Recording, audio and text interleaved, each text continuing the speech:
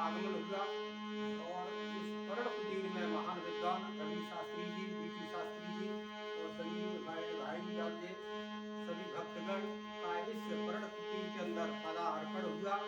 इससे इस कुटीर के मैं अहो भाग्य समझता हूँ। और संसार में जीव आया है तो केवल कृष्ण से प्रेम करो।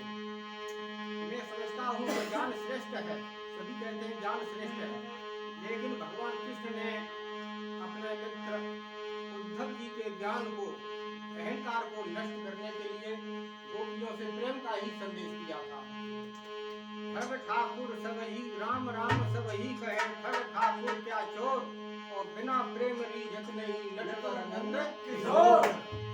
इसलिए संसार के साथ जीवों से प्रेम करो और अपने इस जीवन की जो बागडोर है अपने कन्हैया कृष्ण प्यारे के हाथ में सौंप दो।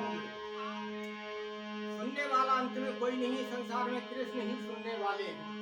मैंने इसका खुद अनुभव किया है। मेरी बेटी की जब शादी हुई थी तो मेरे पास काफी परेशानी थी, तो मैंने गजराज का गज का उदाहरण देते हुए अपना कृष्ण भगवान भोले बाबा का एक फूल से ही आचमन किया था और उनका ध्यान धर के अपने घर से निकला। मेरे बिगड़े हुए सारे काम बन गए। इसलिए प्रभु का ही श्रेष्ठ है।